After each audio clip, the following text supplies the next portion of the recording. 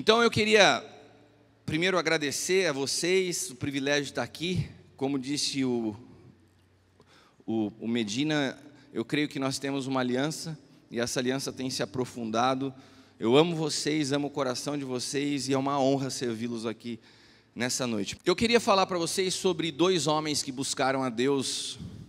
Um deles foi Davi e o outro deles foi o jovem rico. Só para a gente introduzir a diferença do Antigo com o Novo Pacto. Davi viveu na Antiga Aliança. E Davi foi um homem que de fato foi formado por Deus num anonimato que o preparou para uma vida pública. O jovem rico foi formado numa exposição pública e que lhe foi proposto em determinado momento uma vida anônima. A diferença é que Davi, formado no anonimato, ele teve uma experiência real com o Senhor. E ele teve o coração dele rendido ao Senhor ao ponto que Deus mesmo fala nas suas escrituras que Davi era um homem segundo o seu coração. Por quê? Porque Davi entendeu a realidade do perdão. Quando nós falamos de até ter seu coração, para que você tenha o coração de Deus como sendo o seu próprio coração, um dos elementos básicos e primários é você entender o perdão. Quem não compreende perdão, não pode falar que encontrou o coração de Deus, porque o coração de Deus tem como natureza, o DNA de Deus é perdão. Então a compreensão do perdão é uma chave para se alcançar o coração de Deus. E Davi alcançou esse lugar porque compreendeu ainda na Antiga Aliança, ainda no Antigo Pacto, a realidade do perdão.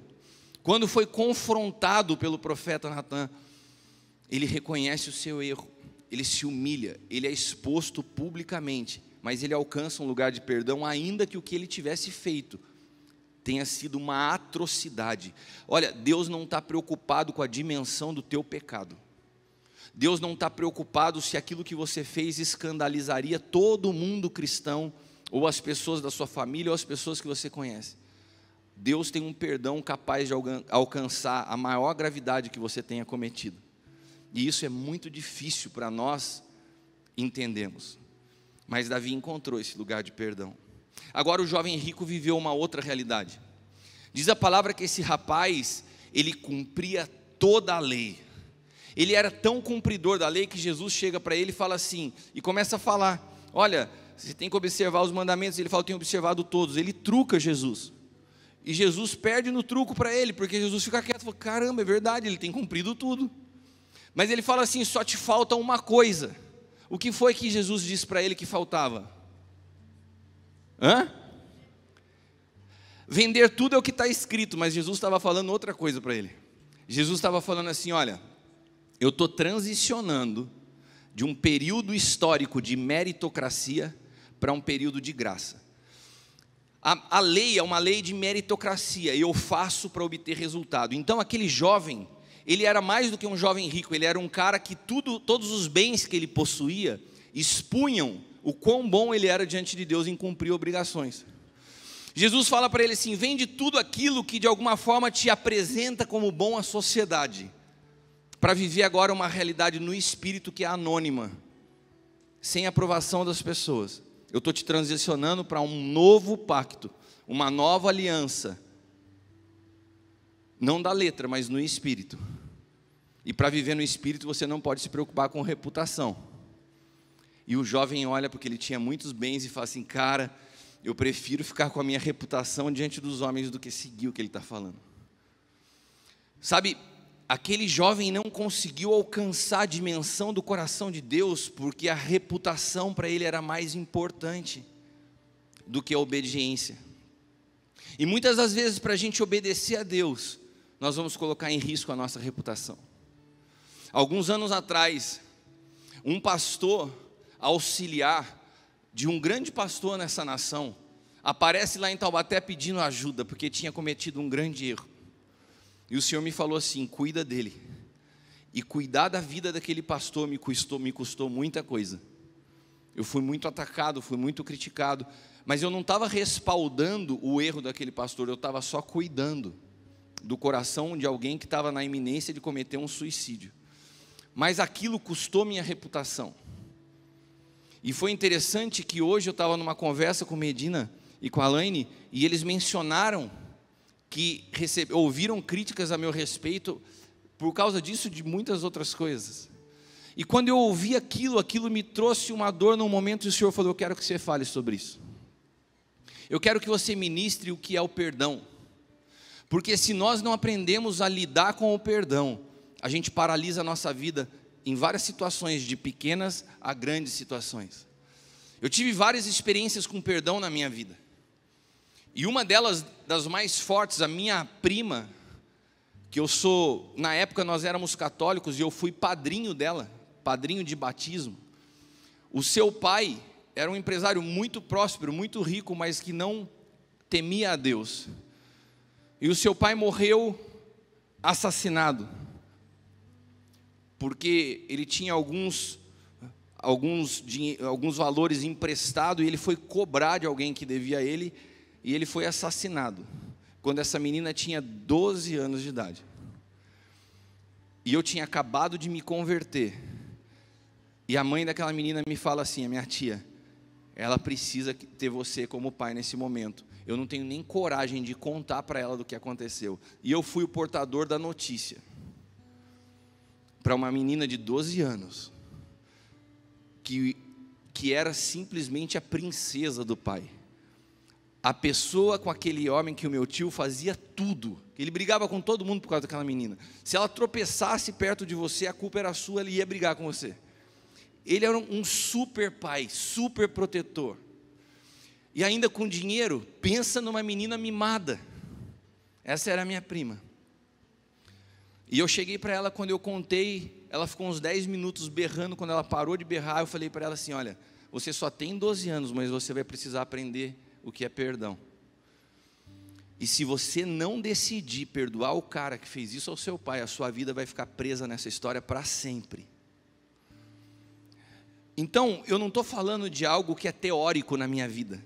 Eu estou falando de enfrentamentos que eu tive que ministrar a outros, que eu tive que experimentar, porque assim como essa pessoa que me criticou e expandiu a crítica por vários lugares, pelo fato de eu cuidar de pessoas que ele achava que eu não deveria cuidar, e eu tive que aprender a perdoar, não só isso, como muitas outras coisas, mas eu sei o efeito do perdão na vida de uma pessoa. Eu sei o quão fácil é você reter perdão. E é por isso que eu gostaria de compartilhar com vocês essa palavra nessa noite, que o Senhor falou comigo com tanta clareza, que é o que essa casa precisa receber nessa noite. Por isso eu queria primeiro, antes de começar a falar, pedir para que você fechasse os seus olhos, e que você se desarmasse de todo o entendimento que você tem até hoje sobre perdão, de todo preconceito. Sabe o que acontece quando a gente vai ouvir um pastor pela primeira vez? A gente começa a fazer uma série de julgamentos na nossa mente. O que esse cara vai falar? Quem que você é? Quem que é? E você deve estar me olhando e fazendo um montão de questionamentos e julgamentos a respeito de mim. Eu queria te pedir, não me julga, porque ainda que o casco não possa te agradar, o conteúdo vai te edificar.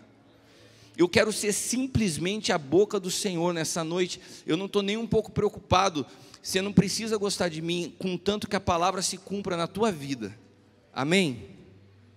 Então eu queria te pedir que você, nesse momento, fechasse os teus olhos e me permitisse orar por você nessa noite.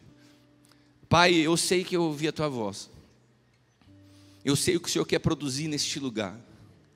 Eu sei que o Senhor encontra nesse lugar pessoas que estão presas em situações mal resolvidas. E que hoje é uma noite de libertação. Que hoje é uma noite de reconciliação. O Senhor me falava que hoje é uma noite de novos começos na história de tantas pessoas que aqui estão e que estão ouvindo ou vão ouvir essa mensagem posteriormente. Mas por isso eu te peço, Pai, não permita que eu interfira na mensagem, que o Senhor tenha liberdade para fluir neste lugar, que o teu Espírito alcance o espírito de cada um dos meus irmãos e irmãs, sem interferência, sem barreira. Nós queremos levar cativo nessa hora todo espírito ao senhorio de Cristo. Eu calo nessa hora, nesse lugar, toda voz que não seja a voz do Espírito, que seja silenciada agora, para que o Senhor possa ser a única voz ouvida neste lugar. Nós te damos toda a honra, toda a glória e todo o louvor, em nome de Jesus. Amém. Amém? Amém? Amém. Romanos 7:8 fala que Havia uma lei que operava antes de Cristo, que era a lei do pecado e da morte. A partir da cruz começa um novo tempo na jurisdição de espírito e de vida. Mudou a legislação que regia a relação do homem com Deus. Hoje há uma nova legislação em curso, e se você não entende isso e tenta se relacionar com Deus na base da antiga legislação, você pode ter problemas, e eu vou te explicar de forma prática isso. Eu e a Leila fomos convidados para ministrar uma conferência de casais no México. E nós estávamos no México ministrando essa conferência de casais, e o pastor falou assim: Cristiano, pega o meu carro, dá uma volta para conhecer a cidade. É uma cidade interessante, tem muitos lugares históricos. Perto tem um vulcão que estava extinto, e tinha muita coisa. Ele falou: sai com o carro, dá uma volta. E eu peguei e saí com o carro com a Leila. O trânsito era um pouco diferente, mas é interessante, você vai vendo coisas novas, tal. De repente eu cheguei no entrucamento com muita movimentação de carro, e não tinha sinal, não tinha semáforo, e tinha uma placa escrito Uno por Uno. A hora que eu olhei um monte de gente, aquela placa escrito Uno por Uno, eu falei para a Leila: o que eu faço? Ela: sei lá. O que quer dizer isso? Eu falei: não sei também. E daí eu fiquei esperando, já tinha um monte de gente buzinando atrás de mim, eu não ia. Passando o carro e gente buzinava e eu não ia. E de repente eu falei para ela: eu vou fechar o olho e vou atravessar isso aqui. Ela falou assim: então vamos. E daí eu peguei e fui. Cara, mas eu levei tanto xingo, tadinha da minha mãe naquele dia. Mas eu passei e o nego foi me xingando e carro buzinando e tal. Eu cheguei na casa do pastor. Falei assim: o pastor, e aí, gostou? Foi tudo bem? Foi tudo bem, menos pelo fato que eu quase destruí o teu carro. Eu passei num lugar que estava uma placa Uno por Uno. Ué, ele falou: e daí, Cristiano? Eu falei: não existe essa placa de trânsito no Brasil, eu não sei o que é Uno por Uno. Ele falando: Uno por Uno é como se fosse um de cada vez. Até que fazia sentido, eu entendi que Uno por Uno era um por um. Mas só que quando você está diante do entrocamento, todo mundo buzinando, eu falei: cara, passou o carro, ninguém me deu chance de ir, já passou outro, mas como que é isso? Ele falou assim: cara, passou um carro, você tem que enfiar o seu. E daí tudo bem. Se passou um carro, você não enfiou o seu, quem está atrás já vai ficar buzinando, porque você não cumpriu o que você tinha que cumprir na hora que tinha que cumprir. Eu falei: que loucura, velho. Como assim? Daí na hora me veio uma cena na cabeça. Eu imaginei se eu tivesse passado ali e um carro tivesse grudado na minha porta e tivesse destruído o carro do pastor. Eu fiquei imaginando assim: você imaginou, chega um policial mexicano, aquela confusão no trânsito, desce o cara que bateu no meu carro e tal, e eu chego para o policial mexicano e falo assim: preste atenção, ô meu irmão, você me perdoa, eu sou brasileiro e eu não conheço o código de trânsito do México. Quantos acham que o policial mexicano ia olhar para mim e falar assim: ah, você é brasileiro, você não sabia? Ah, então tá tranquilo, se você não sabia, você não tem culpa, você está liberado, pode ir, depois a gente vai ver como que fica o prejuízo aqui, mas já que você não conhecia a nossa lei, você está liberado. Quantos acham que ele ia reagir assim? Quantos acham que ele iria virar para mim e falar assim: cara, se você não conhece a lei de trânsito do nosso país, o problema é teu, se vira, você vai pagar, a multa é essa, tal. Quantos acham que ele reagiria assim? O que eu estou querendo dizer? Se você muda de ambiente jurídico, ou você entende do ambiente jurídico aonde você está, ou você sofre as consequências da tua ignorância. O que eu estou querendo te dizer é que depois da cruz teve uma mudança de ambiente jurídico. E nós, mesmo sendo cristãos e lendo a Bíblia, nós não conseguimos perceber essa mudança de ambiente jurídico. E nós queremos nos relacionar com Deus como Moisés se relacionava, como Davi se relacionava, como Josué se relacionava. A gente faz um monte de mescla e mistura na interpretação bíblica por falta de entendimento que virou o ambiente jurídico. Aquilo que servia para Moisés não serve para a gente. Aquilo que servia para Davi já não é a nossa realidade. Eles são sombras e figuras de um tempo que apontavam para uma realidade futura que nós estamos vivendo hoje, chamado Novo Pacto, Nova Aliança. A gente gosta de falar mais Novo Pacto do que Nova Aliança, porque a palavra pacto expressa melhor o que nós vivemos do que a palavra aliança. Se você entender a palavra Novo Pacto, você já entende com bastante clareza o que eu estou querendo dizer. Eu vou tentar te explicar o que é novo pacto, só isso, e depois a gente vai para o ponto principal do perdão, porque hoje a ideia é que você entenda o perdão à luz do novo pacto, amém?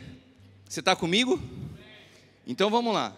A palavra novo, que você lê nas escrituras, ela possui duas palavras no original, a palavra neo e a palavra kainon.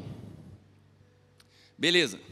A palavra neo significa uma versão atualizada de algo já existente. Pegou? Eu estou com um iPhone, não está aqui, está guardado, esse aqui é do Medina. É seu? Esse aqui é o 12? 11? Então o Medina está com o iPhone 11.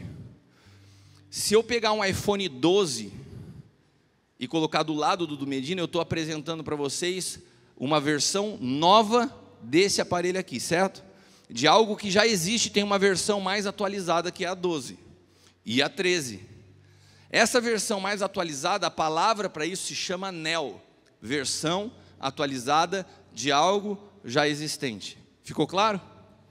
Todas as vezes que você vê no Antigo Testamento falando de uma nova aliança, a palavra utilizada é a palavra neo. Deus faz uma aliança com Noé, depois ele faz uma nova aliança com Abraão, Deus faz uma aliança com Moisés, depois Deus vai fazer uma nova aliança, e cada nova aliança do Antigo Testamento, a palavra utilizada é a palavra neo, uma versão nova daquilo que Deus já tinha feito anteriormente. Agora, a palavra utilizada quando Jesus fala na ceia, eu estou fazendo com vocês uma nova aliança, não da carne, não do sangue, mas no Espírito. Essa aliança, essa nova aliança, a palavra que Jesus usa não é neo, a palavra é kainon. O que é kainon? Algo inédito, jamais visto, inexistente. Amém? Você entendeu? Então, primeiro ponto, quando nós falamos de novo pacto, de nova aliança, nós não estamos falando de uma atualização das outras, nós estamos falando de uma nova aliança completamente inexistente, é uma nova natureza, é uma nova realidade, não tem comparação com as versões antigas, porque todas as versões antigas operavam a partir da meritocracia, eu cumpro a lei e alcanço algo. Agora nós estamos operando numa nova dimensão que se chama graça, tudo que eu precisava fazer já foi feito. E se nós não entendemos isso, nós continuamos caminhando como as pessoas no antigo pacto. Então você fala até ter seu coração, então eu vou entrar num período de busca e eu vou fazer para alcançar. Não, a graça não é o que você faz, é quem você se torna. E precisa de uma mudança radical de pensamento para que se compreenda que a movimentação mudou. Então neo, atualização de algo já existente, kainon, algo completamente novo. Quando nós falamos de novo pacto, nós estamos falando de kainon. Primeira palavra novo, você entendeu? Vamos agora para a palavra pacto. A gente falou de novo, agora vamos falar a palavra pacto. Existem duas palavras usadas para pacto na Bíblia, barite e diateque. A barite é utilizada no Antigo Testamento, diateque é utilizado no Novo Testamento. O que é a palavra barite? Barite é contrato feito entre duas partes. Ou seja, se eu faço um contrato com o André, existe uma parte que eu tenho que cumprir, existe uma parte que ele tem que cumprir. Todos os pactos do Antigo Testamento de Deus com os homens eram um contrato. Você fazia algo, eu fazia algo. O homem fazia algo, Deus respondia com algo. Existia uma operação de meritocracia, que era onde o jovem rico vivia. Esse lugar, ele cumpria tão direitinho a parte dele do contrato, e Deus cumpria tão direitinho a parte dele do contrato, que o jovem rico ficou rico. Se obedece, se é abençoado. E sabe o que acontece? A gente está no novo pacto, já não tem mais isso. Mas nós continuamos achando que uma das maneiras de demonstrar a bênção de Deus na nossa vida é o que nós temos. E daí você vê a pessoa falando assim, nossa, como o cara é abençoado, olha o carro que ele tem. Nossa, como Deus me abençoou, olha a casa que eu tenho. Nossa, que luta, cadê a bênção de Deus na minha vida? Olha o perrengue que eu estou passando. Porque nós continuamos ainda medindo bênção a partir da ótica da antiga aliança. Assim como o jovem rico. Mas esse cenário mudou radicalmente. Você pega um cara como Paulo, que foi lançado numa prisão, estava à beira da morte, num lugar fétido, passou por 49 chibatadas, foi lançado apedrejado de uma cidade, tudo dava errado na vida desse cara. Mas ele falava que ele havia sido abençoado com toda sorte de bênçãos nas regiões celestiais em Cristo Jesus. Que bênção diferente do novo pacto para o antigo. Elas não tinham mais a ver com uma realidade visível, mas tinham a ver com algo que acontecia dentro de você, que podia fazer você experimentar qualquer dor externa, mas você possuía uma paz que excedia o entendimento.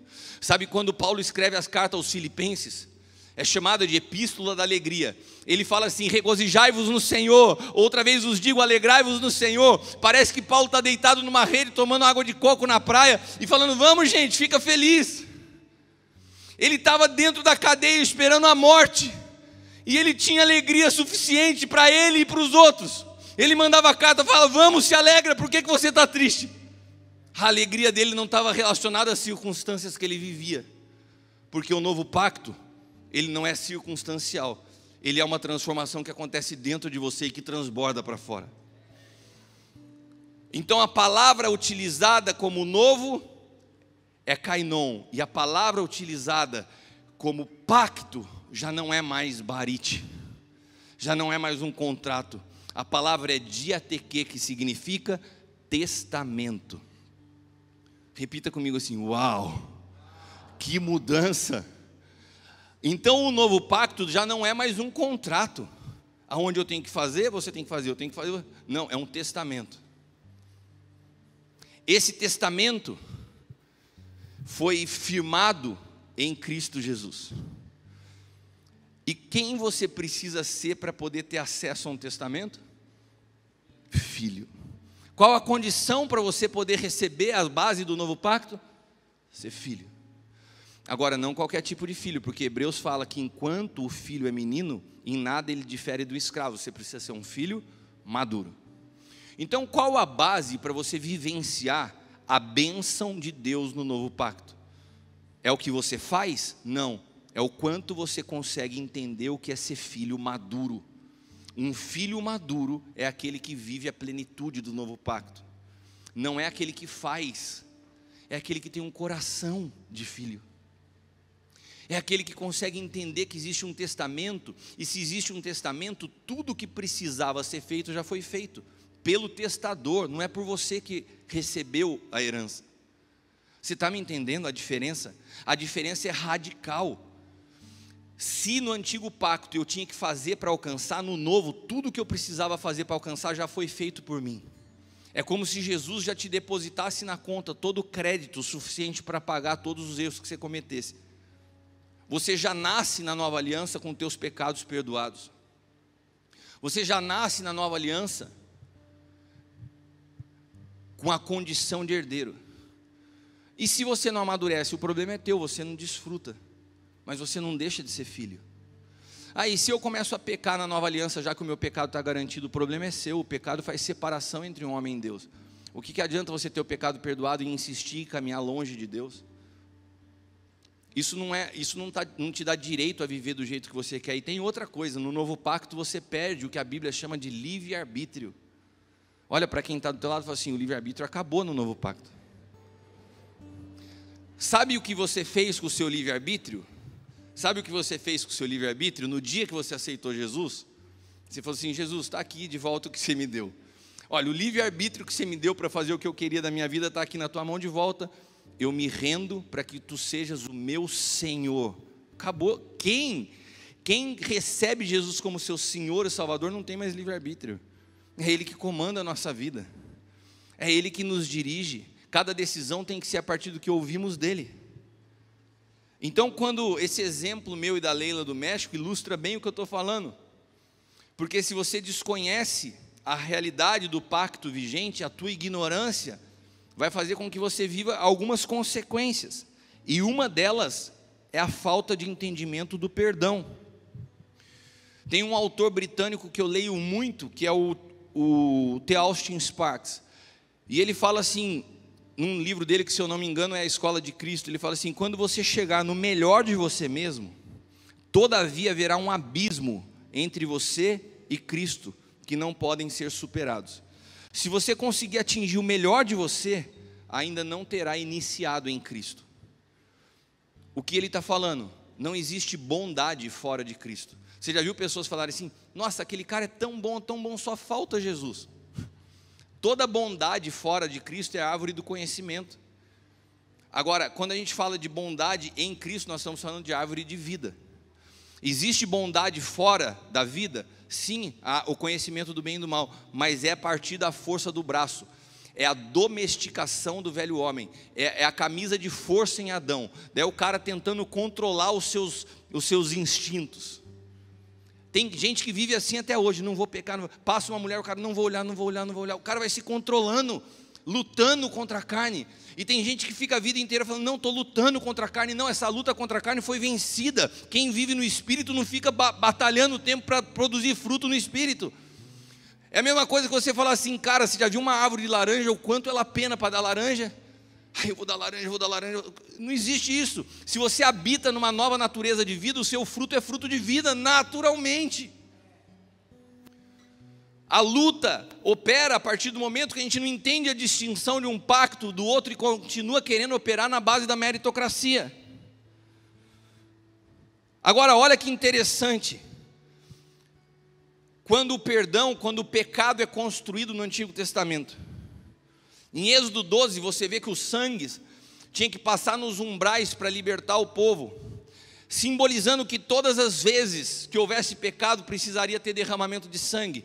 É por isso que quando Adão aparece coberto numa folha de figueira, Deus pega e dá a ele pele, mostrando a ele: cara, você está tentando através da religião cobrir o teu pecado. A folha de figueira simbolizava o judaísmo. Você está tentando se esconder atrás da religião. Mas eu vou te dizer uma coisa profeticamente: sem derramamento de sangue, não tem como haver remissão de pecado. Então há um sacrifício de um animal, há um preço a ser pago pelo pecado cometido. E aquilo fica impregnado na mente do homem. Aquilo fica impregnado na cultura judaica. E a cultura judaica se torna cultura popular. Quando você ouve a expressão hoje: olho por olho, dente por dente, da onde nasceu isso? Aqui se faz, aqui se paga. Da onde nasceu isso? Bateu, levou. Comigo é assim. Da onde você acha que nasceu isso? Nasceu na base do tratamento do pecado na antiga aliança. A medida que era o teu pecado era a pena que você tinha que pagar por ele. Se os teus olhos te fazem pecar, arranca o teu olho. Ah, foi a tua mão que te fez pecar, corta a mão. Foi pego em adultério, apedreja. Tinha pena para cada pecado. Essa é a base da antiga aliança. Por quê? Porque Deus estava construindo uma mentalidade: o pecado tem consequência de morte. Só que a gente não entende que Jesus veio para pagar o preço do pecado. E todo o preço que era demonstrado em figura de morte no Antigo Testamento se consumou em Jesus. Nem que eu queira hoje, eu posso pagar pelos pecados que eu cometi. Eu não consigo. Eu preciso entender o sacrifício que já foi feito por mim, o preço que já foi pago por mim. Eu preciso entender que a graça não me dá direito de tentar fazer algo para merecê-la. Só que nós não entendemos, porque o evangelho que nós vivemos é mesclado. E nós continuamos colocando preço ao pecado das pessoas.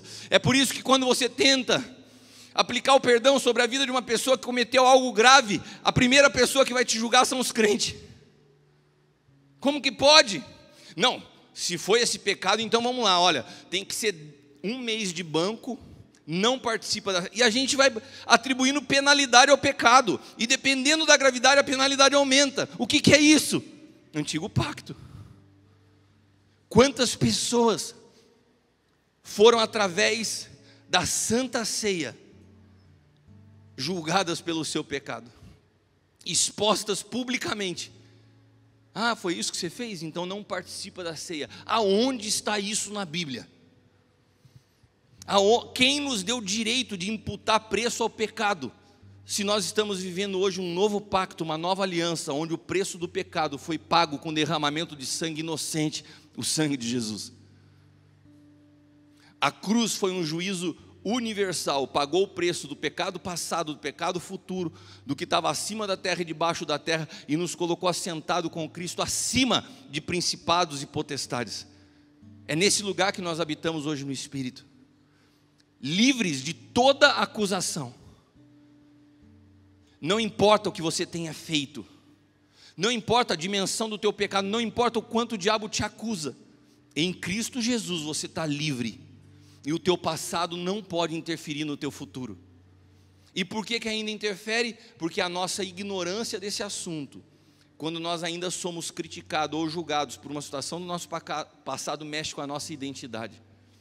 A gente se sente inapto, a gente se sente inadequado, a gente se sente envergonhado, porque nós não conseguimos ter a dimensão do que é o perdão na nova aliança. Olha o que diz Deuteronômio capítulo 19, Deuteronômio 19, versículos 20 e 21.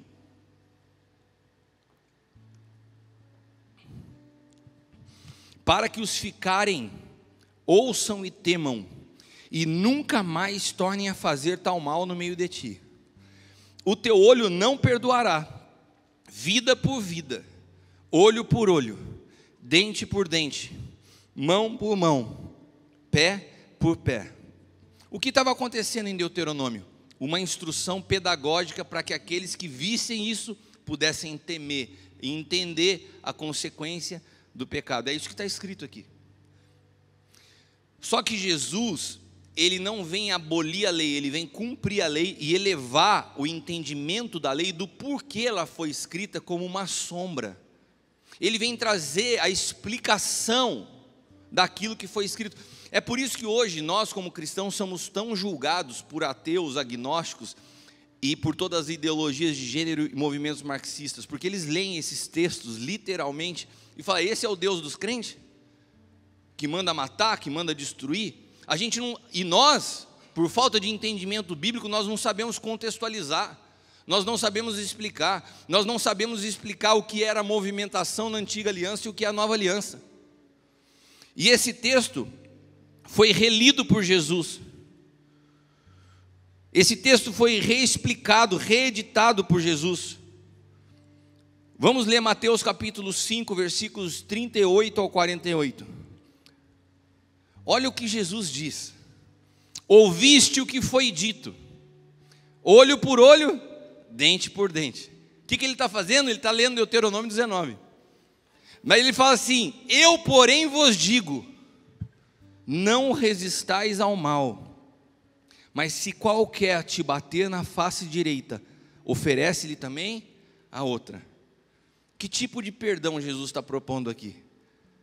É o perdão que você fala assim: beleza, você bateu, eu já entendi que tem que perdoar, mas acabou a amizade. Você está louco?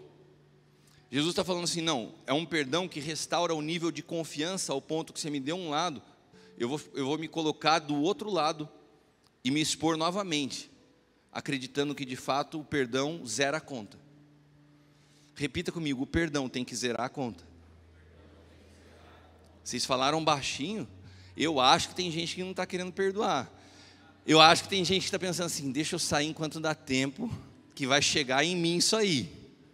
Repita mais alto: o perdão tem que zerar a conta. Então vamos seguir. Agora olha para quem do teu lado e fala assim: vai ficar pior. E ao que quiser pleitear contigo e tirar-te a túnica, deixa também a capa. Se qualquer te obrigar a caminhar 1 milha, vai com ele 2. Dá a quem te pedir, não te desvies daquele que quiser que lhe empreste. Ouviste o que foi dito: amarás o teu próximo e odiarás o teu inimigo. O Antigo Testamento, no Antigo Pacto, era permitido você odiar o teu inimigo. Mas fala para quem está do teu lado: só que você está no Novo Pacto. Eu, porém, vos digo, vamos lá agora, Novo Pacto. Eu, porém, vos digo: amai os vossos inimigos, bendizei os que vos maldizem. Então qual é a minha atitude quando eu ouço Medina falar: olha, eu ouvi o cara falar isso de você? Qual é o meu dever bíblico? É eu falar bem dele. É simples, irmão. É fácil. Fazei bem aos que vos odeiam, orai pelo que vos maltratam e vos perseguem. Para quê? Para que você precisa agir assim? Para que você seja filho, para que você possa viver de fato o cristianismo no novo pacto. Não há como ser filho se você quiser viver embaixo da lei. Para que você seja filho, o padrão é esse. Para que você seja filho, você tem que ter os mesmos atributos do pai. Se o pai me perdoou, se o pai te perdoou e eu sou filho dele, eu preciso agir como ele. Nós não temos direito de reter perdão sobre a vida de ninguém. Nós não temos direito de imputar pena a ninguém. Beleza, eu te perdoo, mas não existe o mais. Nós não temos direito de precificar. Quem esteve aqui ontem sabe que eu estava ministrando a respeito de onde nasce o mal. O livro de Ezequiel fala que Lúcifer era um querubim ungido que habitava na região celestial e ele era o parâmetro de perfeição do céu. Lúcifer era a ISO 9000 do céu. Ele era o padrão de qualidade, tudo de perfeito e excelente nascia e passava pelas mãos de Lúcifer. Até que surge a iniquidade em seu coração. E na multidão do seu comércio ele se corrompeu e caiu. Como assim comércio no céu? Lúcifer começou a olhar para a bondade que ele possuía, pela perfeição que ele tinha, para a excelência que ele tinha em cada situação que ele fazia e executava. E ele falou assim: eu posso ter benefício pessoal disso. Quando você precifica o bem que você faz, você dá origem ao mal. Quando numa relação você começa a falar assim: nossa, mas eu faço tanto para minha esposa. Quando você tem uma lista das coisas boas que você fez para alguém, para um dia jogar na cara, você está precificando o bem.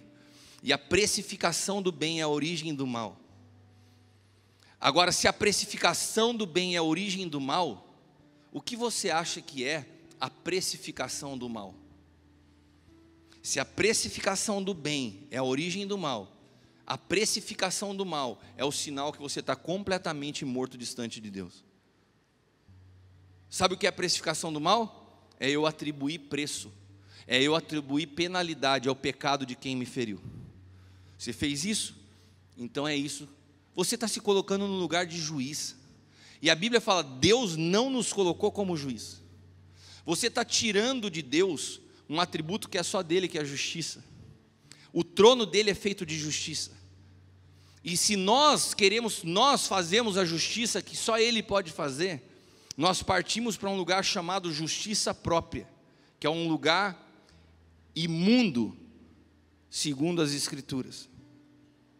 Então a Bíblia fala assim: se você quer ser filho, o seu padrão é diferente. Você tem que agir como o teu pai. E a maneira que você se move sobre a face da terra determina quem é teu pai. Você está aqui comigo? Certa vez Jesus estava falando com os fariseus, e ele falou assim: o meu pai que está nos céus. Daí os fariseus questionaram ele, falaram que estava no pai, e eles falaram assim: não, nós temos por pai ao Senhor. Jesus falou assim: não, o pai de vocês é o diabo. Jesus fala para ele: vocês têm por pai ao diabo.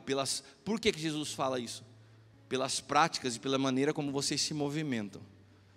A maneira que você se movimenta e se age manifesta quem é o seu pai. Se você trata perdão a partir de preço, você está debaixo ainda de uma influência maligna. Agora, se realmente Cristo se tornou Senhor da tua vida, e você tem disposição, mesmo que doa, de perdoar, porque perdão não é assim: que tranquilo, agora perdoou todo mundo. Não, é uma decisão. Você toma a decisão de perdoar, e o próprio Senhor vai trabalhando nas tuas emoções, nos teus sentimentos de forma gradativa, porque os nossos sentimentos acompanham nossas decisões.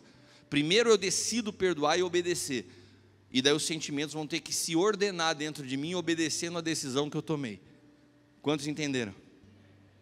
É um culto racional. É assim que o meu pai age, é assim que está escrito, então eu vou perdoar. Ninguém perdoa em sã consciência. Imagina eu falando para minha prima de 12 anos de idade, e ela se acha que ela perdoou rindo. Ai, que legal, então é assim, vou perdoar. Uma oração que saiu doendo de dentro dela. Eu falei: repete comigo. Citei o nome do cara e falei assim: eu te perdoo em nome de Jesus.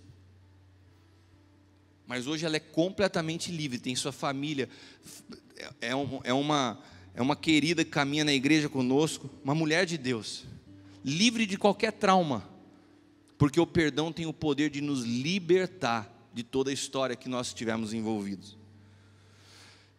Então, se nós agimos assim, o Senhor nos perdoa, porque Ele faz que o sol se levante sobre maus e bons, a chuva desça sobre justos e injustos, porque se nós amarmos os que nos amam, que galardão teremos? Não fazem os publicanos também o mesmo? E se saudardes unicamente os vossos irmãos, que fazeis demais? Não fazem os publicanos também assim? Sede vós perfeitos, como é perfeito o vosso Pai que está nos céus. Que diferença do perdão no antigo pacto para o perdão no novo pacto. Nós perdemos direito às nossas vidas. Você lembra de uma canção antiga que falava assim: meu direito é de não ter direito algum? Quantos lembram dessa canção? Nossa, essa é velha, né? Ninguém lembra. Só o André lembrou? Você lembra, André? O nosso direito é não ter direito algum.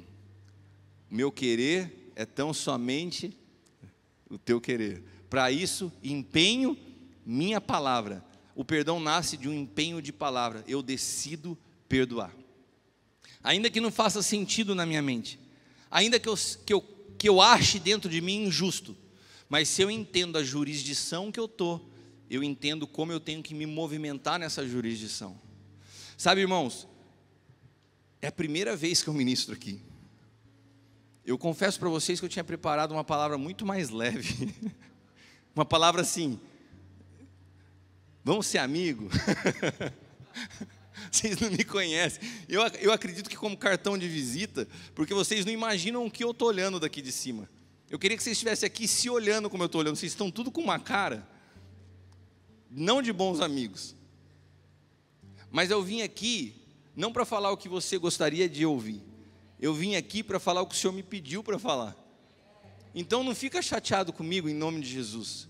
Porque na verdade o fim dessa palavra é te trazer vida, é te libertar. Existem situações mal resolvidas na tua história, porque o Senhor me falou duas coisas sobre essa noite. É uma noite de libertação e uma noite de novos começos. O Senhor quer te libertar do teu passado e te dar a oportunidade de começar uma nova história, limpo do teu passado, limpo da acusação, limpo de toda palavra que possa ainda produzir dor no teu coração.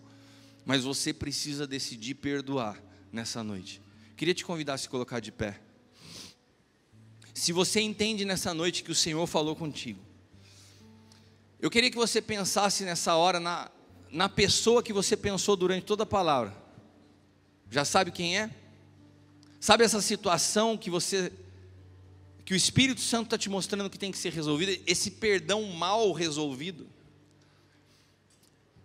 O Senhor quer nessa noite que você possa liberar essa pessoa. O Senhor quer que você perdoe.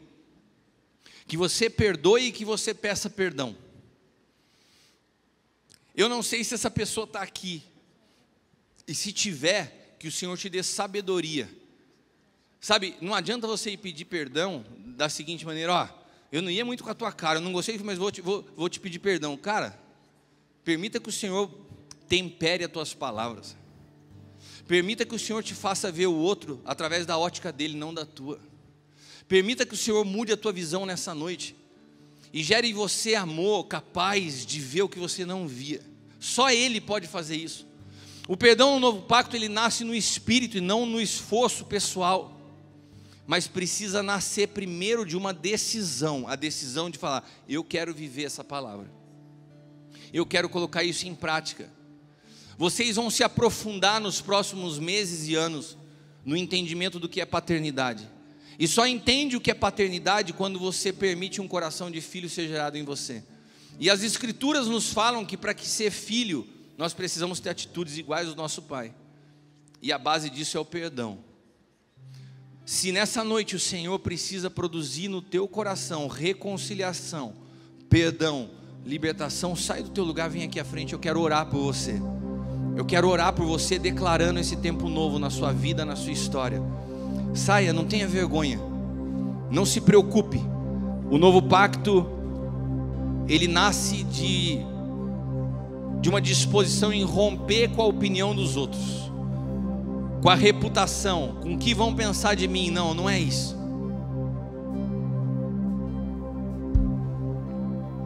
Isso, venha.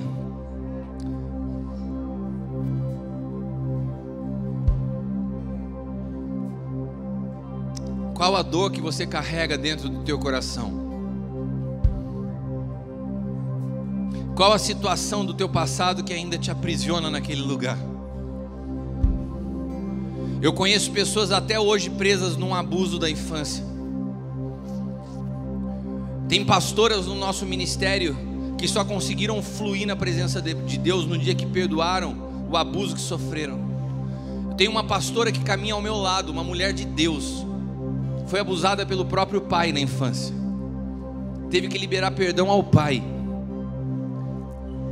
Normalmente as feridas que mais doem são das pessoas de mais perto. Eu estou falando isso porque o Senhor está me mostrando nessa noite pessoas que precisam liberar perdão aos seus pais. E você não saiu do seu lugar ainda. Sabe por quê? Porque você não quer perdoar. Você está lutando com isso dentro de você, e o Senhor te diz: sai do teu lugar, porque eu quero te libertar dessa situação. Sair do teu lugar não tem nada de místico, mas é a sua disposição em se expor e falar: Senhor, eu preciso. Eu não quero, mas eu preciso. Isso, saia. Saia, o Senhor quer te transformar de dentro para fora. O Senhor tem uma nova história que começa a ser escrita a partir de hoje. O Senhor vai fazer dessa casa um lugar de transformação para essa cidade, para essa região. E só uma maneira de um lugar se tornar um ambiente de cura, quando as pessoas que frequentam esse lugar são pessoas curadas. Permita o Senhor tocar no mais profundo do seu ser nessa noite. Deixa o Senhor arrancar essa dor que você carrega. Mas para isso, abre a tua boca e fala: Senhor, eu decido perdoar fulano de tal por causa daquele dia, situação. Eu decido, ainda que seja difícil, eu decido liberar perdão. Abre a tua boca e fala. Isso você precisa expressar, você precisa externar. Abre a tua boca e fala. Fala em nome de Jesus: Senhor, eu libero perdão. Eu libero perdão, eu libero essa pessoa da minha vida nessa noite. Fale isso em nome de Jesus. Fale isso e seja livre em nome de Jesus. Eu não quero mais carregar essa situação dentro do meu coração.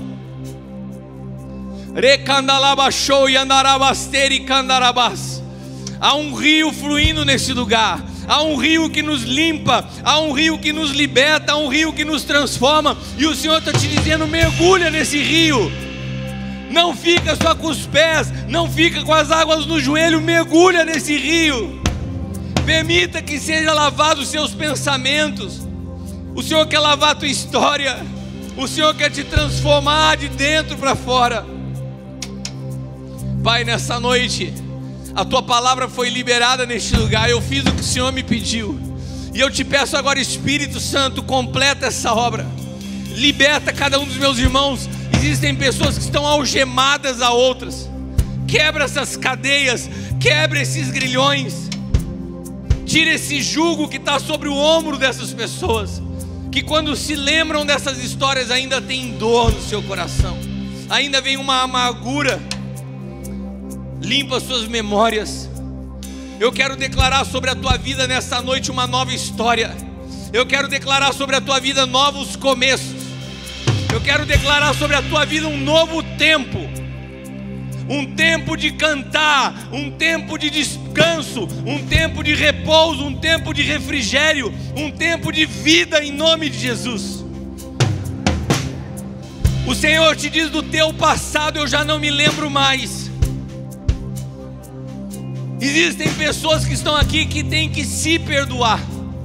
O Senhor me fala assim: pessoas vieram à frente, não para perdoar alguém, mas porque não se perdoam.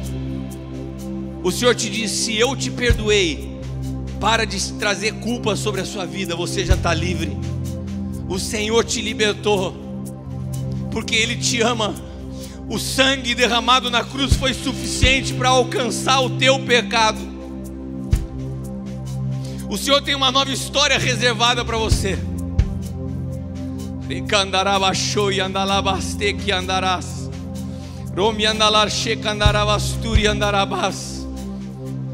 Sopra Espírito Santo. Sopra Espírito Santo de Deus, trazendo vida neste lugar, trazendo cura nesse lugar, trazendo libertação nesse lugar. E eu quero declarar um novo tempo para essa casa, comunidade Cumprir. Há um novo tempo, há uma nova vida, um romper para uma nova história. Que esse rio que está nesse lugar comece a fluir sobre a cidade. Que esse rio que nessa noite começa a se movimentar, move as águas neste lugar, Senhor, faz transbordar aqui de dentro para fora. Que as famílias deste lugar sejam transformadas. Eu quero declarar reconciliação do coração dos pais aos filhos e dos filhos aos pais. Eu quero declarar reconciliação dos pastores dessa casa com as pessoas dessa casa. Eu quero declarar, Pai amado, que todas as histórias mal resolvidas são deixadas para trás e um tempo de velocidade, um tempo de avanço, um tempo de crescimento se inaugura hoje profeticamente em nome de Jesus. Em nome de Jesus. Eu declaro sobre a tua vida um poder evangelístico. Ao abrir a sua boca, as pessoas serão atraídas e você falar: eu fui transformado pelo poder do perdão. E isso que aconteceu na minha vida está disponível para você. Eu vejo vocês entrando em academias, em escolas, universidades, e as pessoas caminhando atrás de vocês. Vocês verão o que eu estou falando neste lugar. Há uma vida que flui aqui. E eu quero declarar um tempo de alegria sobre você e sobre tua casa. Um tempo da paz que excede o entendimento. Aquilo que o apóstolo Paulo experimentou não estava reservado somente a ele, está disponível a você hoje. Não importa o que você está vivendo, existe uma paz capaz de trazer alegria em meio à dor. Existe uma paz que quer entrar dentro da tua casa e arrancar todo o ambiente de discussão. Há um tempo de paz e um tempo de vida.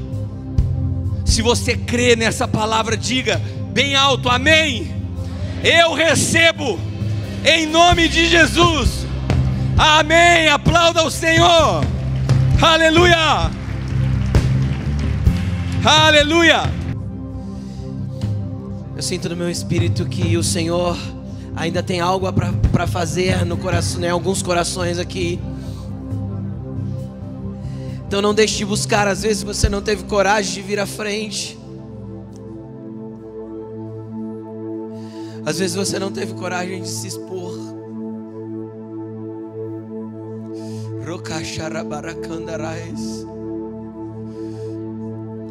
O Senhor está indo de encontro a alguns aqui.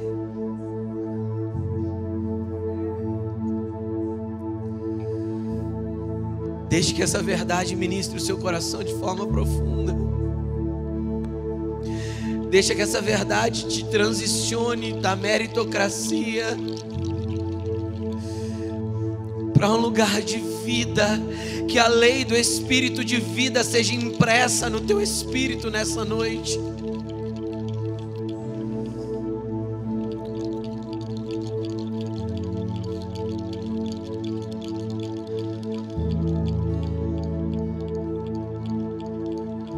A obra que Ele começa hoje na sua vida, Ele é fiel para completá-la.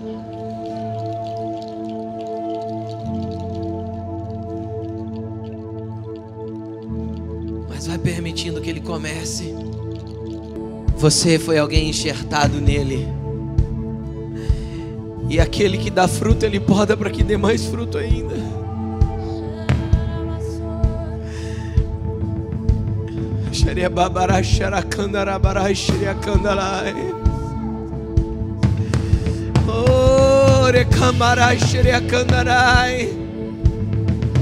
Não tem a ver com os seus méritos, tem a ver da onde você recebe a seiva.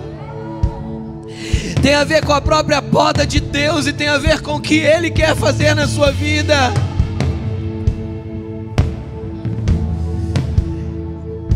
Então se renda, se entregue, deixa que Ele faça do jeito dele.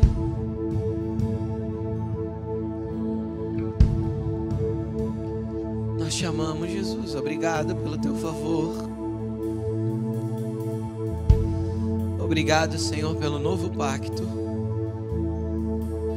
Obrigado, Jesus. Obrigado, Jesus. Nos transiciona para este lugar.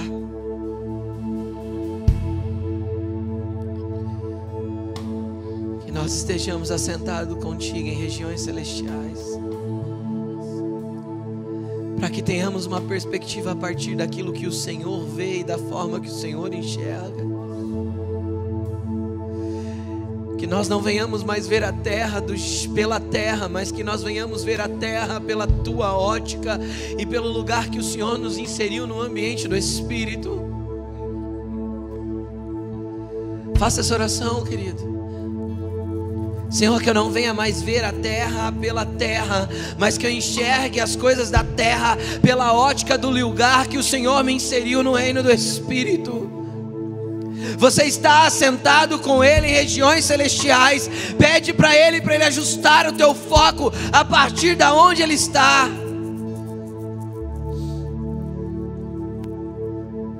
Nós te amamos, Jesus. Nós te amamos, Jesus. Obrigado, Jesus. Glória a Jesus.